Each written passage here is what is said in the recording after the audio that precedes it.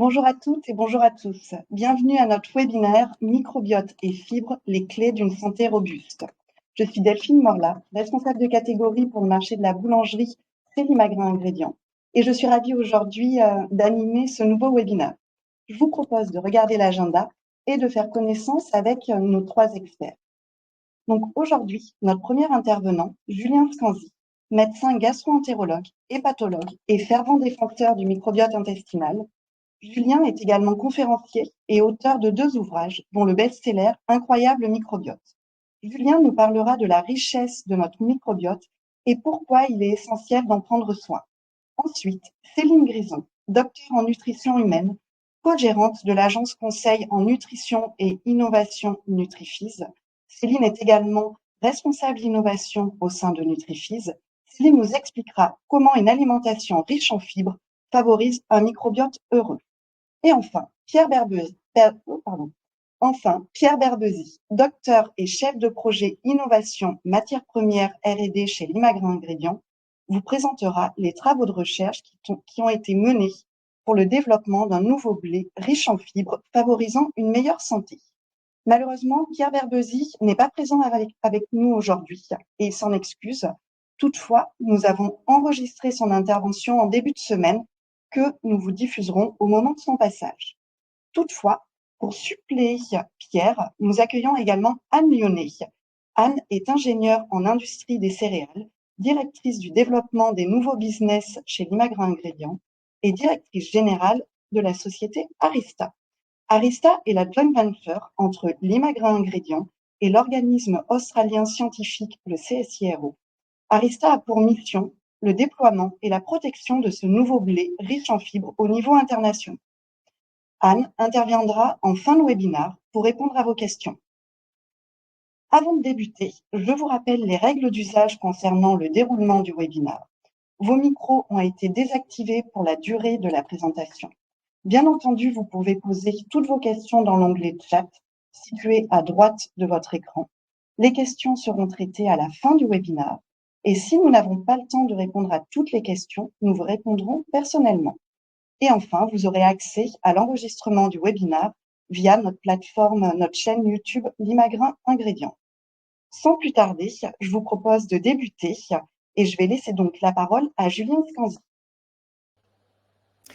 Merci Delphine pour la présentation. Bonjour à tous. Donc moi, je vais vous parler de microbiote puisque c'est une thématique qui m'intéresse particulièrement depuis mes études de gastro-entérologie.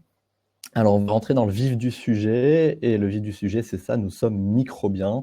S'il y a une seule chose à retenir de ma petite présentation, c'est ça. On est porteur de pas moins de 40 000 milliards de bactéries et d'autres micro-organismes, ce qui est à peu près le même nombre que nos cellules humaines, voire même peut-être un peu plus. D'un point de vue de l'ADN, de la génétique, on est porteur d'au moins 100 fois plus de matériel génomique microbien, d'ADN microbien que d'ADN humain, donc on est même peut-être plus microbien qu'humain. Ces micro-organismes, ce sont bien sûr des bactéries, ce sont les micro-organismes qu'on connaît le mieux et qui sont les plus nombreux, mais on a également des virus, notamment des phages, des champignons, des levures, des archées, des parasites. Voilà, tout un tas de micro-organismes qui vivent dans des communautés microbiennes qu'on appelle microbiotes, et ces microbiotes, on en a partout sur nous, partout en nous, au niveau de notre peau, dans la bouche, au niveau pulmonaire, au niveau vaginal pour les femmes et bien sûr au niveau intestinal. Et notre microbiote intestinal, c'est de loin le plus riche de tous nos microbiotes, puisque dans 1 gramme de sel, on retrouve pas moins de 100 000 milliards de bactéries, 100 milliards de bactéries, ça fait plus que d'êtres humains sur Terre. C'est le microbiote qui est le plus étudié à l'heure actuelle et celui qui est en lien étroit avec notre santé, encore plus que les autres. Et je vais vous expliquer succinctement pourquoi. Ce n'est pas qu'un effet de mode si on en parle beaucoup actuellement, c'est tout simplement parce qu'il y a 20 à 30 ans, on n'avait pas les outils technologiques nécessaires pour étudier ces micro-organismes et donc nos microbiotes. Et c'est pour ça que les connaissances scientifiques explosent ces dernières années. Enfin, c'est un écosystème qui est unique à chacun, mais qui est dynamique, contrairement à une empreinte digitale.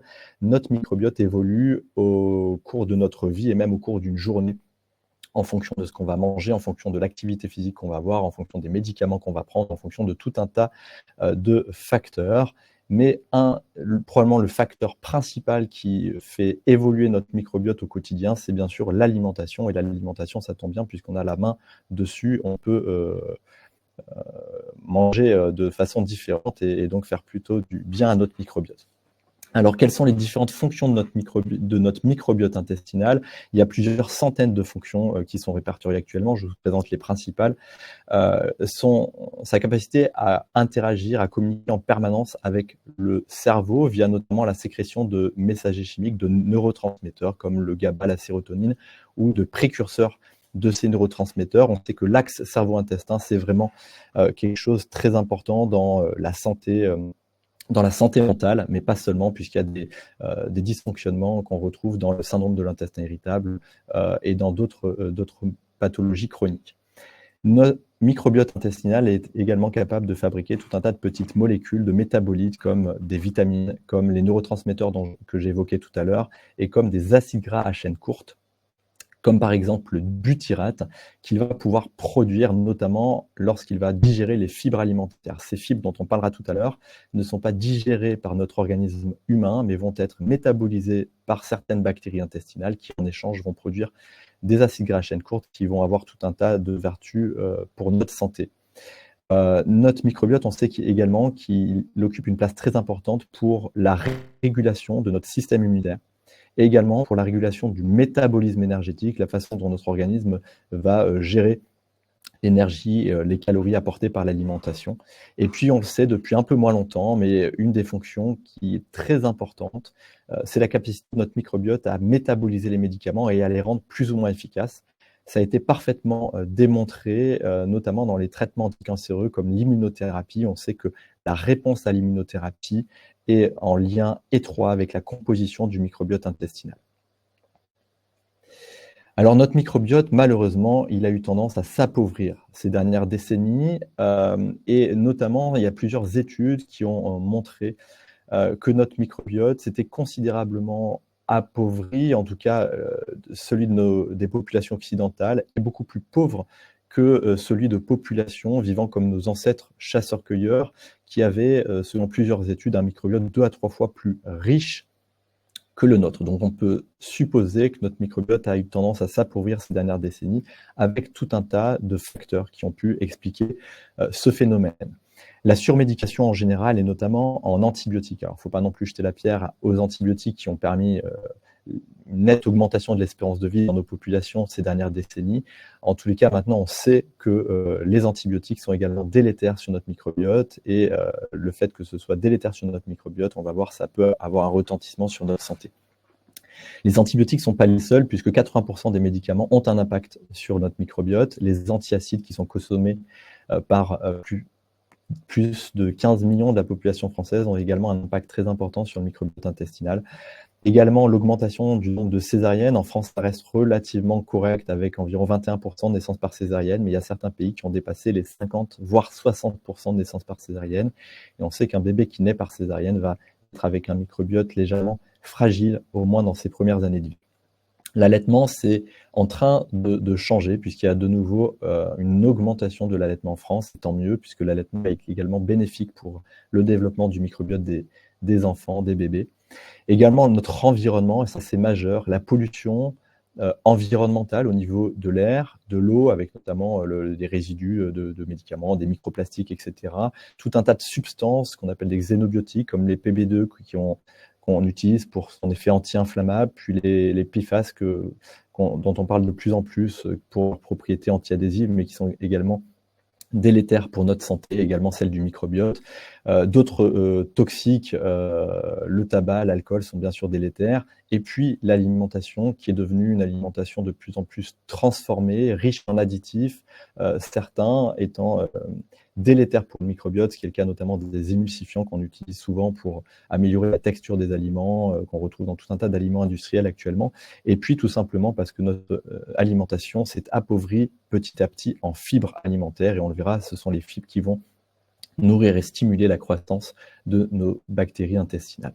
Le stress chronique est également délétère, et on sait que notre mode de vie actuel est de plus en plus à l'origine d'un stress pour chacun. Et puis, on fait de moins en moins d'activité physique et on est de plus en plus sédentaire, notamment au travail. Et toutes ces raisons expliquent probablement un appauvrissement de notre microbiote. Et cet appauvrissement de notre microbiote, si on en croit de dizaines, voire des centaines d'études, est en lien avec nos maladies chroniques actuelles, les maladies dites de civilisation. Dans ces maladies chroniques actuelles, il y a plusieurs catégories. Les principales sont les maladies liées à un dysfonctionnement du système immunitaire, comme les allergies, l'asthme, les rhumatismes inflammatoires, les maladies inflammatoires de l'intestin, comme la maladie de Crohn par exemple, voire même le cancer colorectal. Les maladies dysmétaboliques, il y a une dérégulation du métabolisme énergétique, dont l'obésité, le diabète et la maladie du foie gras, qui est en train de devenir la première cause de cirrhose. Les maladies cardiovasculaires également. Et puis toutes les maladies neuropsychiatriques ou liées à la santé mentale. En fait, et là on regroupe, je pense, la plupart des maladies chroniques actuelles. Dans toutes ces maladies, quand on regarde le microbiote des patients atteints de ces maladies chroniques et qu'on le compare au microbiote de population saine, on remarque des anomalies, des altérations, et notamment ce qui est retrouvé de façon constante, c'est un appauvrissement du microbiote en termes de baisse de la richesse microbienne et une baisse de la diversité microbienne. Et puis il y a même des maladies chroniques comme la maladie de Crohn et puis d'autres comme le cancer colorectal, la fibromyalgie, où dans ces maladies, on retrouve des signatures microbiennes, c'est-à-dire qu'on retrouve des anomalies assez typiques de ces maladies-là. Enfin, je terminerai là-dessus.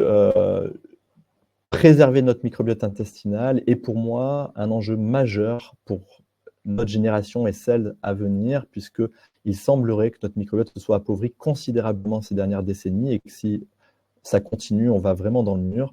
Alors pourquoi je vous l'ai expliqué? Parce qu'on est entouré d'éléments délétères pour la biodiversité de notre microbiote intestinal. Que ce soit lié à notre mode de vie, le stress, une mauvaise alimentation avec un excès de sucre, des aliments ultra transformés, bourrés d'additifs, un manque de fibres, et puis une pollution environnementale et une surmédication avec beaucoup de médicaments qui sont délétères pour notre microbiote. Malheureusement, notre microbiote a beau être résilient, il a cette capacité à revenir à son état antérieur après avoir subi une agression. Cette résilience, elle est malheureusement limitée et si ces agressions sont trop fréquentes ou trop intenses, il se peut que notre microbiote reste durablement altéré et que ce microbiote durablement altéré soit propice à un vieillissement en moins bonne santé, voire carrément au développement de maladies chroniques, telles celles que j'ai citées juste avant. Et donc, comment faire pour préserver notre microbiote? Le principal levier, c'est l'alimentation. Avoir une alimentation saine, la plus naturelle possible, riche en fibres, qui va avoir cet effet prébiotique, c'est-à-dire de nourrir et stimuler la croissance de nos bonnes bactéries intestinales. Également intégrer à cette alimentation quotidienne des aliments fermentés qui vont agir un petit peu comme des probiotiques naturels. Et puis avoir un mode de vie globalement sain avec une activité physique régulière, un sommeil suffisant également régulier, apprendre à gérer un peu mieux son stress, avoir une certaine hygiène, c'est important, notamment en période épidémique, pandémique, on le sait, mais pas forcément d'un point de vue excessif, notamment dans la petite enfance. Il faut qu'on grandisse et qu'on évolue dans un environnement microbien. Et puis, dans certains cas, peut-être, cas particuliers, prendre des probiotiques. Et si on peut également limiter certains médicaments qui ne seraient pas indispensables, et notamment les plus délétères pour notre microbiote s'ils n'étaient pas indiqués. Merci de votre attention.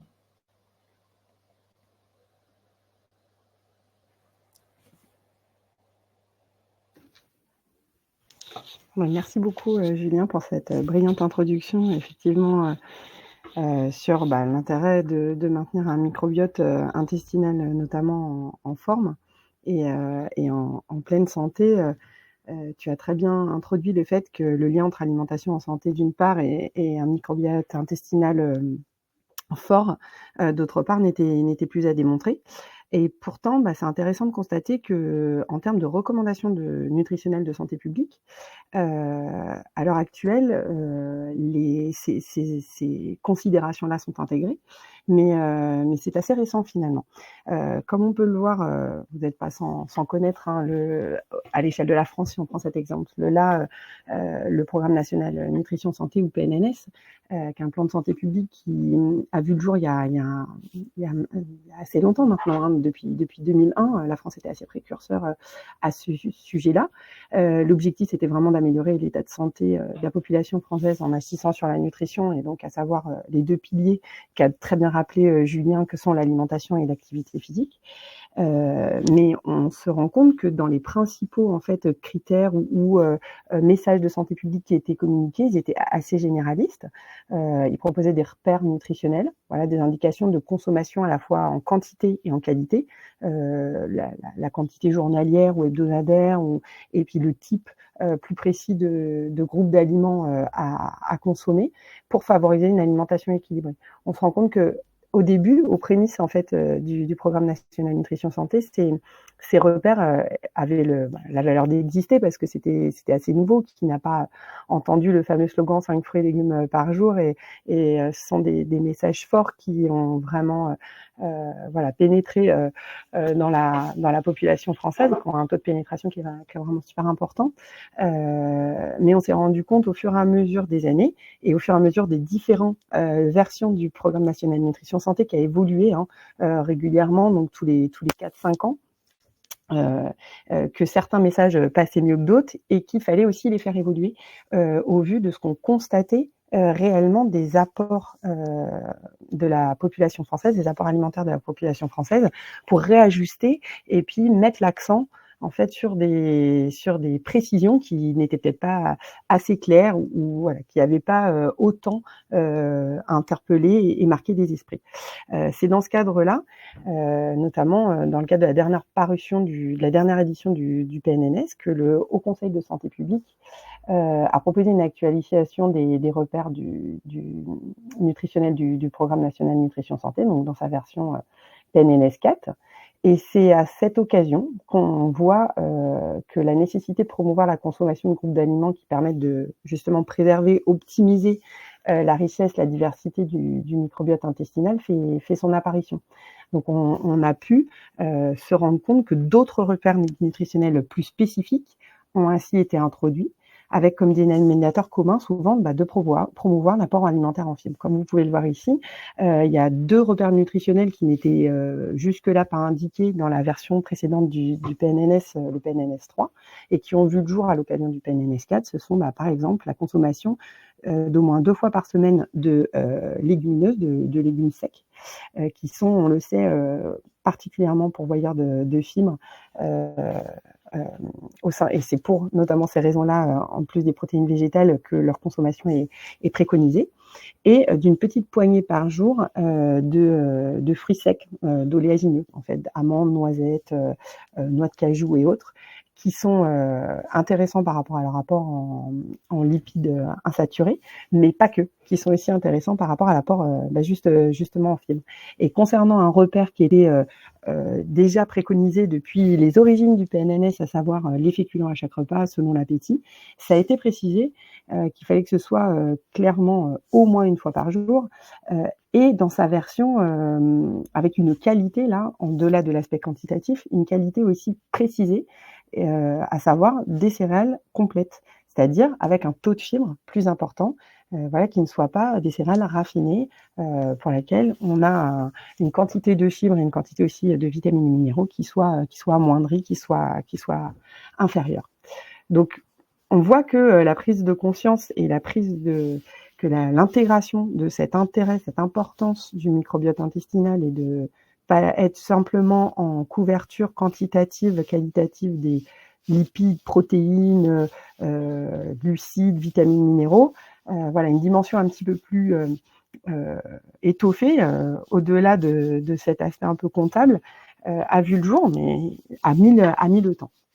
Et ça, c'est sur la base, en fait, aussi d'un constat qui a été fait grâce aux études INCa. Donc, ce sont des études qui sont menées à l'échelle de la France par l'ANSES, qui sont menées maintenant de longue date, depuis la fin des années 90, et qui étudient l'apport réel, en fait, l'apport alimentaire réel d'une catégorie, enfin d'un échantillon représentatif de la population française, et qui permettent de faire le point sur le fait, pour savoir s'il y a des inadéquations d'apport ou pas entre les recommandations de santé publique, ce qu'il faudrait consommer au point de vue alimentaire pour avoir une alimentation équilibrée, et la réalité de ce que consomment les Français.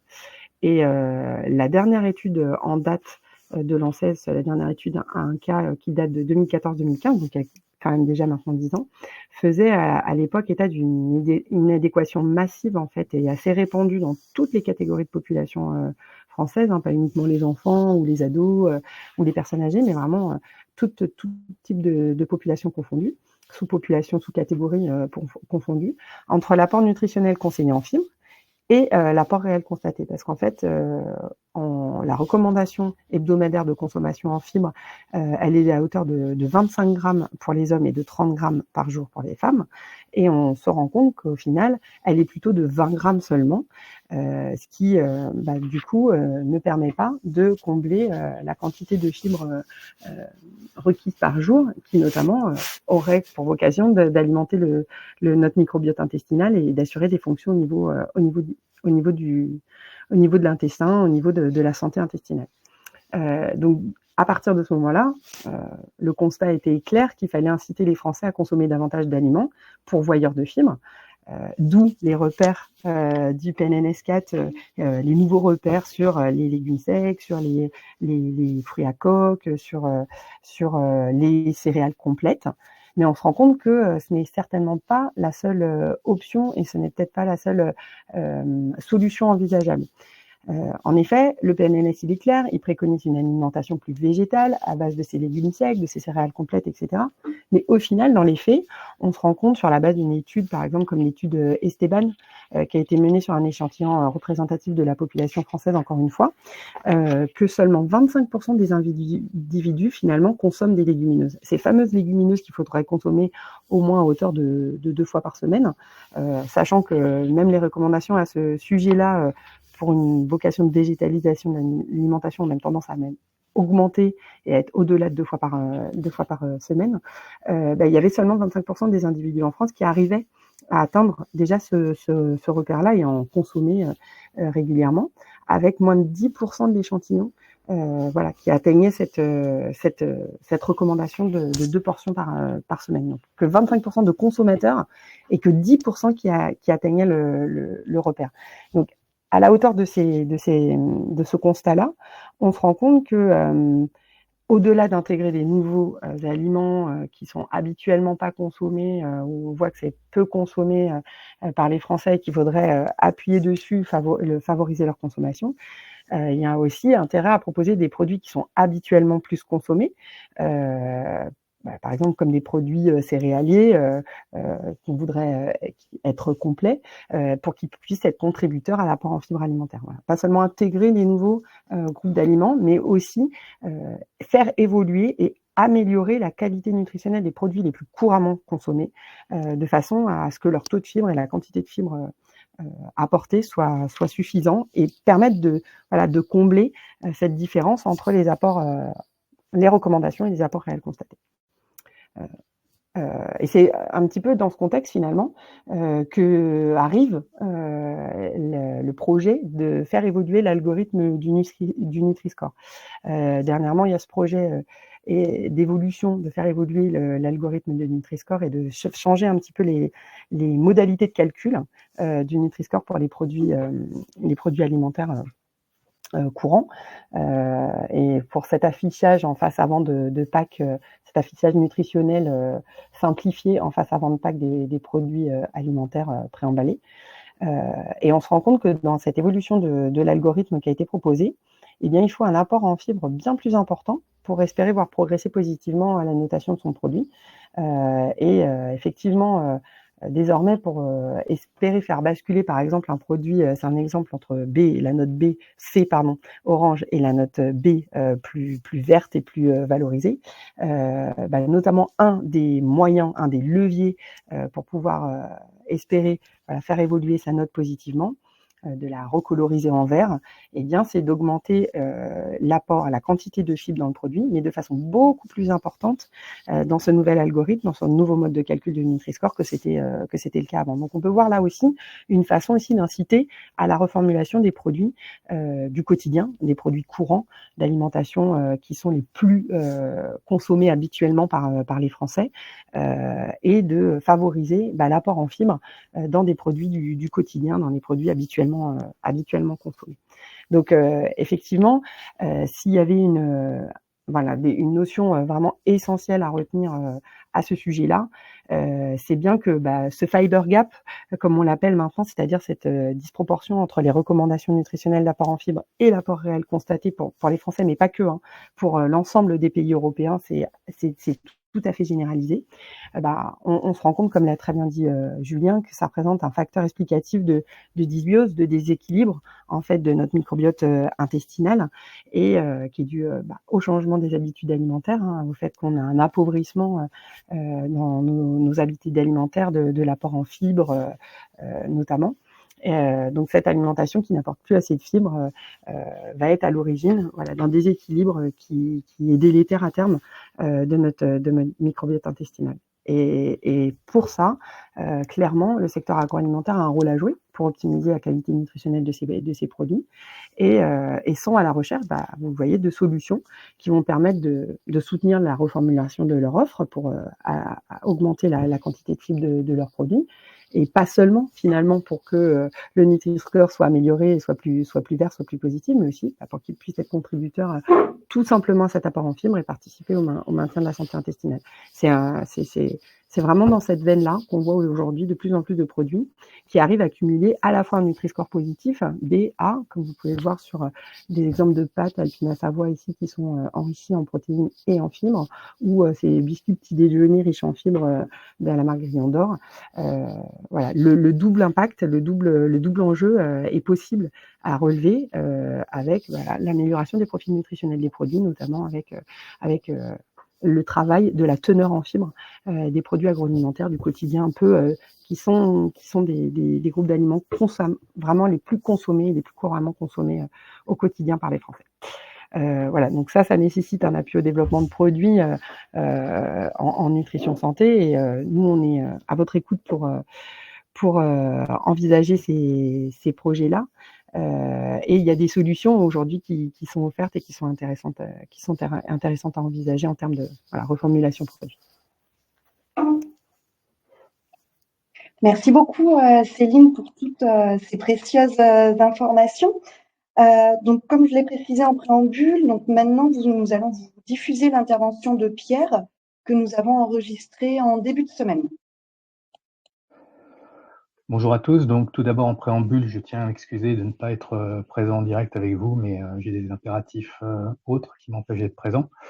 Je vais vous parler en fait du développement d'un nouveau blé nutritionnel qui a la particularité d'être riche en fibres et dans une fibre un peu spéciale qui est l'amidon résistant.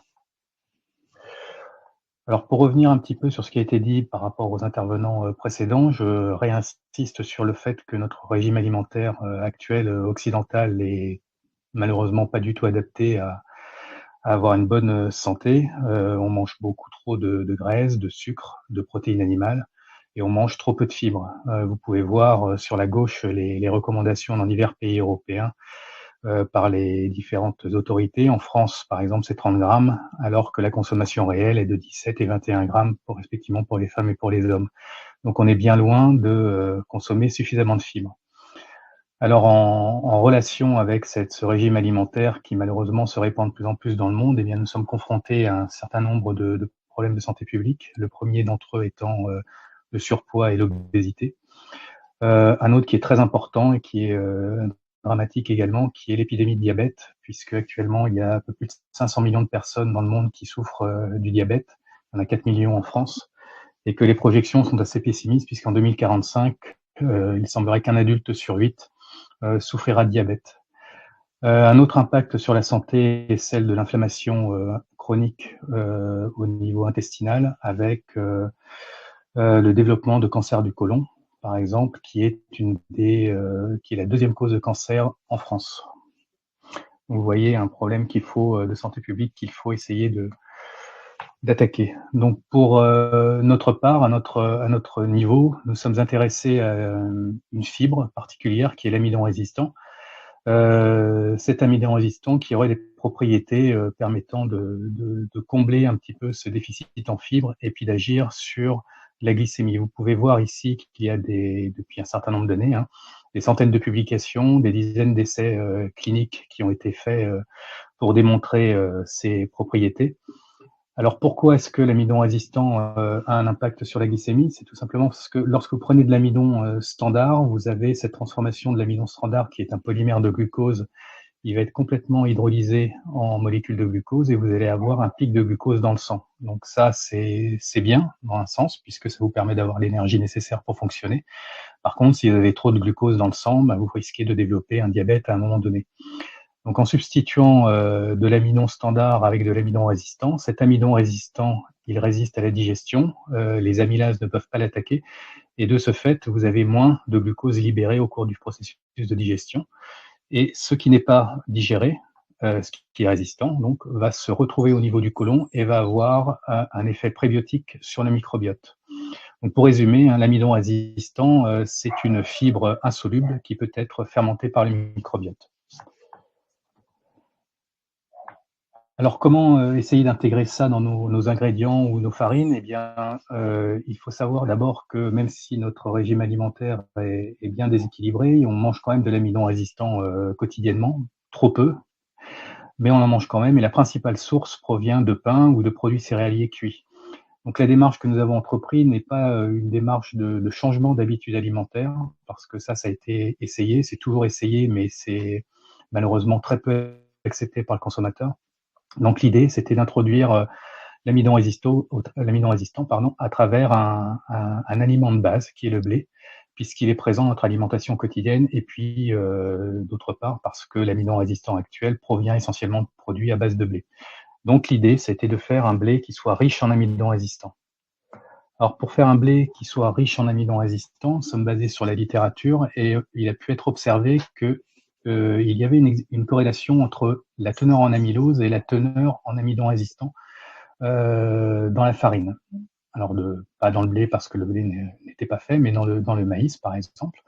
Qu'est-ce que l'amylose? L'amylose est un des deux constituants principaux de l'amidon. Vous voyez au centre de la diapositive, pour un blé traditionnel, l'amidon est constitué de 75% d'amylopectine, qui est un polymère de glucose ramifié, et de 25% d'amylose, qui est le polymère de glucose linéaire. Lorsque vous allez obtenir un amidon riche en amylose, vous allez obtenir une teneur en amylose de 75% dans le cadre des lignées qui ont pu être sélectionnées et criblées dans les lignées d'Imagrin, avec 25% d'amylopectine. Donc, nous sommes focalisés sur la teneur en amylose, nous avons criblé les collections à notre disposition pour le blé, et nous avons pu obtenir un blé répondant à ce critère. Et vous voyez donc qu'avec cette augmentation en amylose, donc 75% contre 25% pour un blé standard, nous avons une augmentation dans la farine blanche d'une teneur en fibres d'un facteur 10, et ces fibres sont en majorité de l'amidon résistant. Alors, ce qui est important aussi de souligner, c'est qu'il y a eu des centaines d'essais applicatifs qui ont été faits au sein de notre laboratoire ou dans des laboratoires partenaires qui ont montré que cette farine pouvait être intégrée dans n'importe quelle recette à base de farine. Alors, je vous ai parlé au tout début des propriétés de l'amidon résistant démontrées dans la littérature. Nous avons tenu, bien sûr, à montrer que nous avions les mêmes propriétés avec notre blé amylose ou notre blé Lychee Wheat. Et pour ce faire, nous avons procédé à différentes études cliniques. Et il faut souligner également que l'Imagrin Ingrédients n'était pas seul. C'est, comme c'est marqué ici, l'union d'un collectif, donc une collaboration entre l'Imagrin Ingrédients et le CSIRO. Alors, le CSIRO, pour ceux qui ne connaissent pas, c'est une énorme entité académique de recherche australienne qui regroupe l'équivalent de l'INRA, du CNRS et de l'INSERM, par exemple, en France. Donc c'est assez énorme, et c'est la référence en Australie. Alors, la première étude que nous avons menée avec eux concernait la démonstration de l'impact sur la glycémie postprandiale, donc après le repas. Et vous pouvez voir sur le graphe ici qui montre l'évolution du glucose après l'ingestion de pain, soit standard, c'est la courbe en bleu, soit l'Aishi 8, c'est la courbe en vert, et bien que nous avons une diminution de 40% de la réponse glycémie lorsque les sujets mangent du pain à base de l'Aishi 8, et en corrélation, une diminution de 25% de la réponse insulinémique. Donc il y a bien ici, la consommation de pain l'Aishi 8 entraîne bien une diminution de la glycémie postprandiale. Alors, la deuxième étude clinique est une étude un petit peu particulière, parce qu'elle a fait appel à des sujets iléostomisés. Alors, ce sont des sujets dont le côlon n'est pas utilisé de manière permanente ou temporaire, et qui sont donc dotés d'une poche à la fin du tractus digestif, et le résultat de la collection de cette poche, en fait, c'est ce qui doit arriver au côlon. Donc, en déterminant la concentration et la composition de cette poche, on peut savoir ce que les gens qui ont ingéré, ce qu'ils ont ingéré, vont avoir dans le côlon et pourraient servir éventuellement de substrat pour le microbiote. Donc, ces sujets ont mangé du pain, l'Aishi 8 et du pain standard.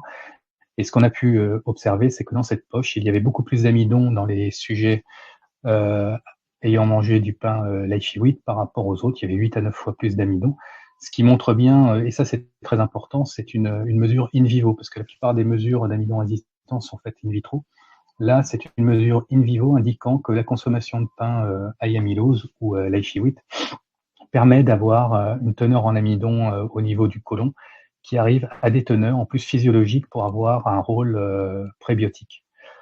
Alors, la troisième étude clinique suit la même logique, c'est-à-dire qu'on a démontré l'impact sur la glycémie, on a démontré le fait qu'on pouvait délivrer de l'amidon résistant au niveau du côlon. Maintenant, la troisième étude, c'était pour essayer de voir ce que le microbiote pouvait bien faire de cet amidon résistant. Donc, cette étude a porté sur, toujours pareil, un apport d'amidon résistant d'environ 10 grammes, qui était apporté par des tranches de pain ou des biscuits, donc 10 grammes de manière quotidienne. Et l'on a pu constater, en observant les différents marqueurs, que les marqueurs positifs comme le butyrate, par exemple, étaient en augmentation. On voit ici une augmentation de 40% chez les sujets qui mangent du pain l'Aishi 8.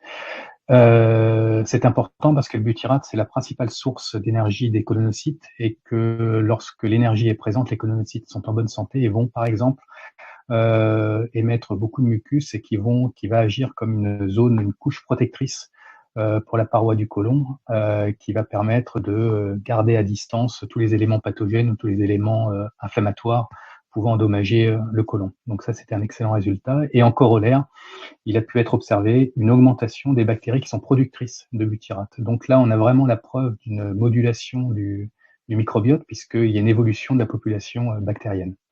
Un autre marqueur qui, lui, est plutôt négatif, qui est le paracrésol, qui est un des précurseurs des diagnostics de cancer du côlon, et lui est en diminution, de même que les bactéries qui sont productrices de paracrésol étaient également en diminution. Donc on voit qu'en consommant du pain ou des biscuits l'Aishi 8, on peut avoir une modulation qui va dans le sens positif pour la santé intestinale du microbiote. Alors pour résumer, l'Aishi 8, eh bien, c'est une farine de blé innovante. C'est une farine de blé 100% naturelle. Alors, lorsqu'on dit 100% naturel, c'est parce que la fibre est à l'intérieur. On n'a pas recours à l'ajout de fibres exogènes purifiées. C'est une fibre qui est particulièrement bien tolérée, puisque c'est une fibre qu'on a l'habitude de manger, puisqu'elle est présente dans tous les produits amylacés refroidis en particulier, à des quantités bien moins importantes, mais néanmoins présentes. Cette farine donc a 10 fois plus de fibres qu'une farine standard. Au niveau de la santé, on a vu les bénéfices que cela pouvait apporter. Et puis quelque chose que j'ai pas souligné, mais qui est quand même très très important, c'est qu'il n'y a pas d'impact organoleptique de l'utilisation de cette farine sur les différents produits qu'on peut générer. Certains sujets préfèrent même les produits issus de la farine l'Aishi 8. Voilà, j'en ai terminé. J'espère que j'ai pas été trop long. Je vous remercie de votre attention, et encore une fois, toutes mes excuses pour ne pas être en direct. Voilà, donc nos 3 intervenants ont fait chacun donc leur présentation. Donc merci à Julien, à Céline et également à Pierre. Je vous propose donc à présent de débuter la session de questions-réponses. On va débuter avec une première question qui s'adresse à toi, Céline, sur les aliments fermentés. On nous demande qu'est-ce qu'on entend par les aliments fermentés. Alors ça, c'est une très bonne question parce que du coup, c'est un groupe d'aliments qui a le vent en poupe en fait, qui est très porteur actuellement. Vous n'êtes pas passé à côté de la tendance des kéfirs, des kombuchas, notamment pour les poissons, mais d'autres aliments solides aussi fermentés, comme les légumes lactofermentés, etc. Donc un bel engouement autour de ces produits-là, et puis aussi une envie des consommateurs en do it yourself sur ces sujets-là. Donc c'est vrai que ça pose question de savoir qu'est-ce qu'on entend par là exactement. Il y a des monographies et des positions d'un comité d'experts qui s'appelle l'ISAP, qui donne des définitions sur ces sujets-là, pré, probiotiques, symbiotiques et notamment aussi aliments fermentés. Je vous invite à nous contacter si vous voulez aussi à avoir à disposition notre livre blanc qu'on a rédigé sur le sujet de la fermentation, justement. Il faut bien distinguer les aliments fermentés des aliments issus de fermentation. Par exemple, un pain au levain, il va avoir été cuit, et donc c'est un aliment qui est issu de la fermentation, mais qui n'est plus, lui, un aliment fermenté en soi, parce que la population bactérienne ne sera plus en l'état, ne sera plus vivante. Donc il y a quand même cette notion dans les aliments, quand on dit aliments fermentés, qu'on est quand même sur du produit qui a pas eu de traitement thermique, qu'on va garder au frais, qui est pas à conservation en température ambiante, et qui délivre en fait une quantité de micro-organismes qui est encore vivant. Un des premiers aliments fermentés, c'est le fromage, tout simplement, où on n'a pas attendu la tendance de la végétalisation avec les kéfirs, les kombuchas ou les desserts lactés végétaux pour avoir du fermenté tout autour de nous. Donc voilà, un fromage au lait cru et qui n'a pas été pasteurisé, c'est un des premiers aliments fermentés qu'on peut avoir à disposition, par exemple, mais une choucroute aussi. Voilà. Mais bien distinguer aliments fermentés de aliments issus de la fermentation, qui peut aussi avoir des intérêts parce que ça a généré des propriétés nutritionnelles et organoleptiques aussi intéressantes. C'est tout un débat à l'heure actuelle pour essayer d'obtenir scientifiquement, et c'est encore un autre débat au niveau réglementairement, mais en tout cas déjà dans un premier temps scientifiquement une définition. Là, on a des consensus qui commencent à arriver, des groupes de travail hyper intéressants au niveau international qui travaillent sur ce sujet-là. Parfait, merci Céline. Julien, je ne sais pas, vous voulez peut-être ajouter quelque chose ? Non, je suis tout à fait d'accord avec. Effectivement, des aliments fermentants, on en consomme tous. On a parlé de fromage, les yaourts en font partie aussi. La choucroute, alors la choucroute, on la consomme souvent en la faisant cuire, donc on va perdre une partie, en tout cas, on va perdre une grande partie de son effet probiotique. C'est-à-dire quand qu'on ingère des aliments fermentés, on ingère des bactéries vivantes, des levures vivantes qui vont enrichir notre microbiote. Et il y a une grosse étude qui montre que d'ailleurs, l'effet est un peu différent de l'augmentation de la consommation de fibres. On va booster vraiment le microbiote intestinal et savoir retentir de façon bénéfique sur la biologie, sur certains paramètres biologiques. C'est assez intéressant. Et c'est vrai qu'on a laissé tomber les fibres, on a aussi laissé tomber un petit peu les aliments fermentés. Et ce sont pour moi, les deux leviers au travers de l'alimentation qui vont avoir le plus de bénéfices sur le microbiote intestinal. En tout cas, on a vraiment appauvri la variété ou le champ des possibles des aliments fermentés consommés. Il y a une homogénéisation certainement du champ des possibles des aliments fermentés consommés. Donc, effectivement, on avait laissé tomber les fibres, mais c'est aussi restreint à certains types d'aliments fermentés. Or, la palette de diversité qui peut nous être proposée au niveau alimentaire, c'est ça qui fait aussi potentiellement la diversité de notre microbiote et sa force. D'accord.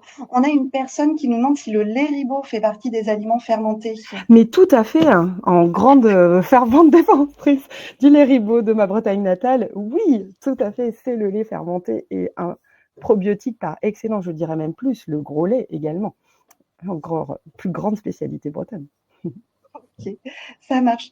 À présent, une question pour Anne concernant donc cette farine Life Wheat riche en amidon résistant.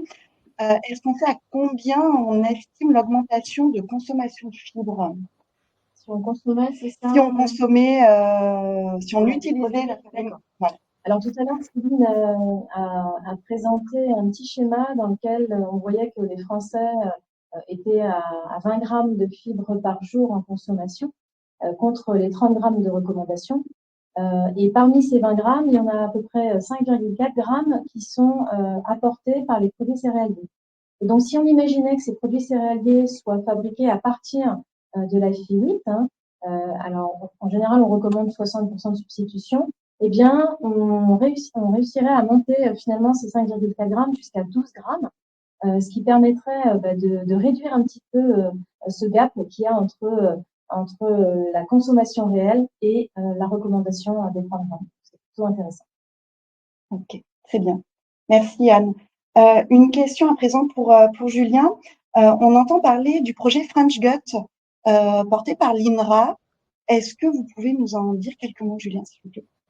Alors oui, le projet French Gut, c'est un projet de science participative. En fait, l'objectif de ce projet est de récolter le microbiote de 100 000 Françaises et Français, peu importe leur état de santé, adultes simplement.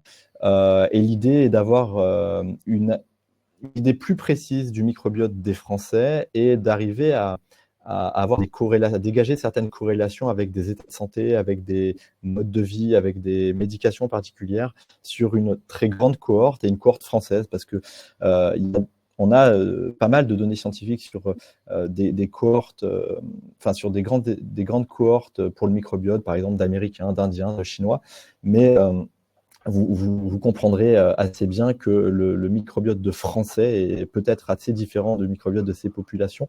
Donc, c'est une étude très intéressante. Donc, si ça vous dit de participer, vous pouvez aller sur le site du French Gut, French plus Gut, G-U-T. Vous mettez ça sur votre moteur de recherche préféré. Vous tomberez sur le site. Il y a un questionnaire à remplir sur votre état de santé, votre mode de vie, votre alimentation, etc. Et puis, vous recevez ensuite un kit pour récolter un échantillon de sel que vous renverrez. Vous n'aurez bien sûr aucune donnée sur votre microbiote. Il ne faut pas en attendre un retour sur une analyse de microbiote. C'est vraiment pour la recherche, mais vous allez potentiellement être utile pour cette grande étude voilà, dont les retombées pourraient être très intéressantes. Merci Julien. Une autre question cette fois pour Céline concernant la déclaration, enfin je pense les allégations nutritionnelles qu'on peut avoir par rapport aux fibres sur les packaging des produits alimentaires. Alors à ce sujet-là, donc la France, comme les autres pays européens, dépendent de la réglementation. Donc au niveau européen, la réglementation allégation nutritionnelle et de santé 1924-2006, pour lequel, ne serait-ce que pour mettre en avant une allégation de type source de fibres riches en fibres, il faut pouvoir démontrer d'une quantité de fibres minimum requise, donc de 3 grammes pour 100 grammes ou 7 grammes pour 100 grammes pour riche en fibres. Et à partir de ce moment-là, il est donc possible éventuellement de mettre en avant également une allégation de santé en lien avec les fibres, sauf que ce ne sont pas avec les fibres en général, mais avec des fibres qui sont bien particulièrement déterminées. C'est-à-dire qu'à l'heure d'aujourd'hui, les seules allégations de santé autorisées sont au sujet de certaines fibres de certaines espèces céréalières, en particulier par exemple les fibres d'avoine, les fibres de grains d'orge, les fibres de seigle, les fibres de son de blé. Donc on peut avoir des allégations en lien avec le transit intestinal, avec aussi la glycémie, la gestion de la glycémie, la gestion de la cholestérolémie normale. Donc il y a notamment par exemple une allégation de santé autorisée pour l'amidon résistant. Mais il faut vraiment que ce soit plus précis que fibre. Pour le verbatim fibre, on a des allégations en lien avec fibre de son de blé, fibre de seigle, fibre de grains d'orge, fibre d'avoine. Mais il faut vraiment être dans cette catégorie-là pour pouvoir prétendre à cette allégation qui est plutôt en lien avec le transit intestinal. Pour d'autres allégations plus précises, comme pour l'inuline ou l'amidon résistant, il faut être vraiment dans l'indicatif, dans la terminologie spécifiques du type de fibre. Voilà, c'est pas les fibres en général. Et donc, voilà, il y a un registre des allégations de santé autorisées à date sur lequel il est possible de communiquer avec les conditions d'utilisation de cette allégation. Voilà, quelle quantité minimum de cette fibre d'inuline native de chicorée, par exemple, ou de cet amidon résistant, il faut avoir pour pouvoir dire que ça participe au maintien de la glycémie normale après le repas, par exemple. Merci Céline. On va prendre une dernière question donc, qui s'adresse, je pense, soit à Céline, soit à Julien. Donc, au lieu de parler de fibres alimentaires, doit-on sensibiliser les Français à la notion de fibre fermentescible qui a un impact direct sur le microbiote intestinal? Alors, je vais apporter une première partie de la réponse, Céline pourra me compléter éventuellement. Moi, je vais rester assez basique. Je pense pas de boulot qu'il faut simplifier un maximum. Les fibres sont rarement distinctes en fonction des aliments entre les fibres solubles, insolubles, celles qui vont fermenter ou pas. Et je pense que l'idée, c'est de faire en sorte que l'ensemble des Français, puis l'ensemble de la population même mondiale, consomme plus de fibres. Quelles qu'elles soient. Ces fibres, il faut savoir où les trouver. C'est dans, bien sûr, les végétaux. Donc, il y a les fruits, les légumes, les légumineuses. Moi, j'en parle souvent. On a tendance à les oublier, mais dans tous ces légumineuses qui coûtent en plus, ça coûte rien. Et Céline en a parlé un petit peu. On n'en mange pas assez. Il y a beaucoup de fibres et beaucoup d'autres vertus, beaucoup d'autres bienfaits de nutriments super dans ces légumineuses.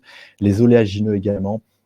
Les céréales, tout ça. Et en fait, l'idée, je pense qu'il faut, plutôt que de trier entre soluble, insoluble, fermentescible, il faut leur expliquer qu'il faut manger le plus de fibres, que globalement, ces fibres vont, pour certaines, nourrir notre microbiote et avoir tout un tas d'impacts positifs, ne serait-ce que pour la régulation de la glycémie, la gestion du poids, parce que Pierre en a parlé, à la fin, le poids, l'obésité, le diabète, c'est vraiment une maladie mondiale, pandémique, endémique, et manger plus de fibres participe à réguler le métabolisme énergétique, et réguler l'absorption des sucres qu'on mange globalement en trop grande quantité dans l'ensemble.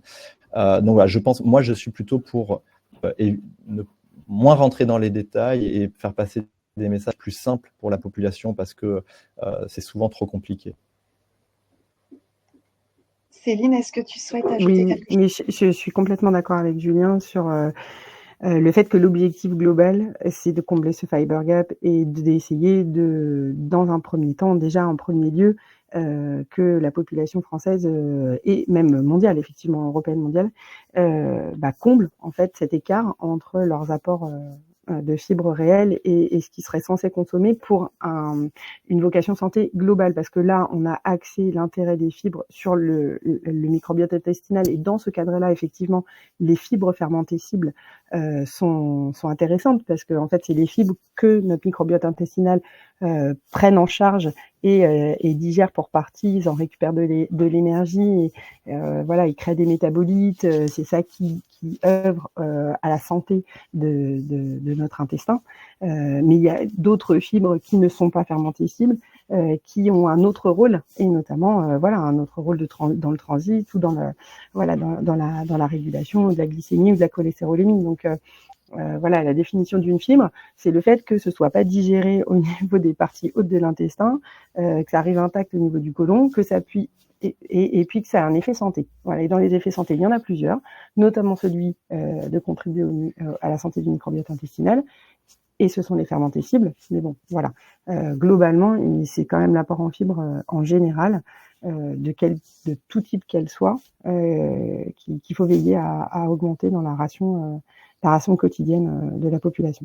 Sachant que d'autant plus, finalement, c'est assez compliqué de faire des raccourcis entre fermentescibles, solubles, non fermentescibles, parce que moins solubles. Il y a des cas de figure contraires. Par exemple, un amidon résistant, c'est pas soluble, ou peu, et finalement, ça peut avoir des propriétés d'être pris en charge par le microbiote intestinal, de fermenter, de faire évoluer les populations au niveau du microbiote. Donc, c'est aussi pour ça qu'il n'y a pas de recommandation officielle sur la proportion de fibres solubles, insolubles, qu'il faudrait consommer dans l'absolu. Il n'y a pas de recommandation officielle de santé publique qui disent dans les 30 grammes de fibres par jour, il faudrait qu'il y en ait tant qui soient des solubles, tant qui soient des insolubles, et vous pouvez donc du coup et répartir les groupes d'aliments en fonction de ça. Ce serait beaucoup trop complexe, effectivement. Très bien. Merci beaucoup, Anne, Céline et Julien pour vos réponses. Donc, on n'a pas eu le temps de traiter toutes les questions. Donc, bien entendu, on vous reviendra personnellement avec les éléments de réponse. Donc, on touche à la fin de notre webinaire. Juste avant de clôturer ce webinaire, donc nos 3 intervenants, Julien Scanzi, Céline Grison, Pierre Berbezi, ont co-rédigé un livre blanc donc sur cette thématique. Donc, si vous voulez en savoir plus, je vous invite à télécharger le livre blanc en flashant le QR code que vous avez à l'écran ou en allant sur le site web Limagrin Ingrédients dans la rubrique médiathèque. Une nouvelle fois, je tiens à remercier nos 3 intervenants pour la richesse et l'intérêt vraiment de leurs interventions. J'espère que vous avez apprécié ce webinaire. Je vous remercie pour votre présence et à très bientôt. Au revoir. Merci, Au revoir. au revoir.